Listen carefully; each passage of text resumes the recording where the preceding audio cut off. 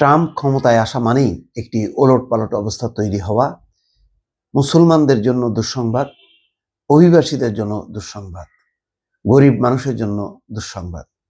তেমনই একটি পরিস্থিতি হতে যাচ্ছে। এখন সর্বশেষ যে খবর রয়টার্স জানিয়েছে ওয়াশিংটন থেকে, যুক্তরাষ্ট্র ভ্রমণে মুসলিম প্রধান দেশের নাগরিকদের উপর নিষেধাজ্ঞা পুনর্বহালের আশঙ্কা। যেখানে সালমান সৌদি প্রিন্স ট্রাম্পের সঙ্গে আলোচনা করে বলছেন যে 600 বিলিয়ন মার্কিন ডলার তারা বিনিয়োগ করবে। প্রথমেই একটা বড় ধরনের বিনিয়োগের একটি প্রস্তাব সৌদি আরবের। সেখানে ট্রাম্প চিন্তা করছে যে মুসলিম প্রধান দেশের নাগরিকদের উপর নিষেধাজ্ঞা পুনর্বহালের আশঙ্কা। আসলে ট্রাম্পকে সাইজ করা কোনো ব্যাপার না। মুসলমান দেশগুলো যদি একজোট হয় আর ওখানকার মুসলমানরা যদি একজোট হয়, এটাই যথেষ্ট। কিন্তু দুর্ভাগ্য যে মুসলমানদের উপর যত নির্যাতন নিপীড়ন যাই করুক না কেন, সৌদি আরব নিশ্চুপ থাকবে। সৌদি আরব দেখেও দেখবে না, বুঝেও বুঝবে না। এমনই একটা দুর্ভাগা মুসলমান জাতির দেশ হচ্ছে সৌদি আরব, যারা বিশ্বের মুসলমানদেরকে প্রোটেকশন দেয় না। কিন্তু দেখেন, মার্কিন যুক্তরাষ্ট্র সেই সুদূর ইসরায়েলের নেতৃত্বে আশেপাশের মুসলমান দেশগুলোকে তছনছ করে দিচ্ছে। প্রতিনিয়ত মুসলমানের রক্ত ঝরছে, সেগুলো দেখছে আমাদের ধনী মুসলিম দেশগুলো। যাক, এটা অন্য আলোচনা। এখন যে আলোচনাটা, যে আবার সেই 2017 সালের যে পরিস্থিতি তার আবার প্রবর্তন হতে যাচ্ছে, এমন একটি আশঙ্কা করছে রয়টার্স।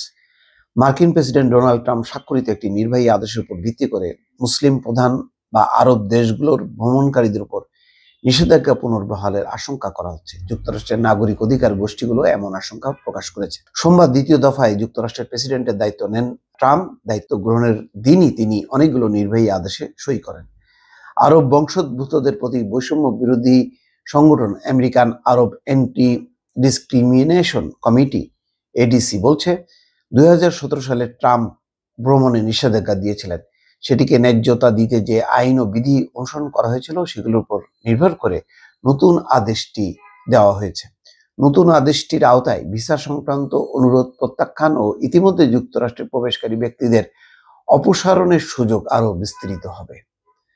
ক্ষতিগ্রস্ত ব্যক্তিদের সহযোগিতা করার জন্য একটি নতুন 24 ঘন্টার হটলাইন চালু করেছে ADC. The national Iranian American council বলেছে, ট্রাম্প যুক্তরাষ্ট্রকে বিদেশি সন্ত্রাসী ও অন্য নিরাপত্তা ও জননিরাপত্তা হুমকি থেকে সুরক্ষিত রাখার সংক্রান্ত যে নির্বাহী আদেশটি দিয়েছে তা যুক্তরাষ্ট্রের পরিবারগুলোকে প্রিয়জন থেকে বিচ্ছিন্ন করবে।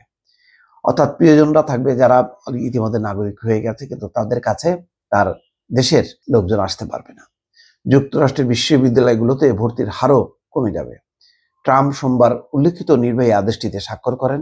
এর মধ্য দিয়ে যুক্তরাষ্ট্রের বিচার, গোয়েন্দা ও স্বরাষ্ট্র বিষয়ক শীর্ষস্থানীয় কর্মকর্তাদের 60 দিনের সময়সীমা দেওয়া হয়েছে। যেসব দেশের যাচাই বাছাই ও তল্লাশি করার প্রক্রিয়া ত্রুটিপূর্ণ, সেসব দেশ এই সময়ের মধ্যে চিহ্নিত করতে হবে। সেসব দেশের নাগরিকদের যুক্তরাষ্ট্রে প্রবেশের উপর আংশিক বা সম্পূর্ণ স্থগিতাদেশ জারি করার জন্য এই প্রক্রিয়া চলমান থাকবে। 2017 সালে ট্রাম্প প্রেসিডেন্ট হিসেবে প্রথম মেয়াদের দায়িত্ব নেয়ার পর 7টি মুসলিম সংখ্যাগরিষ্ঠ দেশের ভ্রমণকারীদের উপর নিষেধাজ্ঞা দিয়েছিলেন।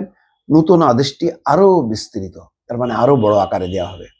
নতুন আদেশে বলা হয়েছে, যেসব মানুষ যুক্তরাষ্ট্রের নাগরিক, সংস্কৃতি, সরকার, প্রতিষ্ঠান ও প্রতিষ্ঠাকালীন নীতির প্রতি শত্রুতাপূর্ণ মনোভাব পোষণ করবে তাদের ভিসা বা যুক্তরাষ্ট্রে প্রবেশে বাধা দেওয়া হবে। তাছাড়া এই আদেশ এমন একটি প্রক্রিয়ার সূত্রপাত করেছে যেটা 2021 সালের জানুয়ারি থেকে দেওয়া ভিসাগুলো বাতিলের পথও করে দিতে পারে।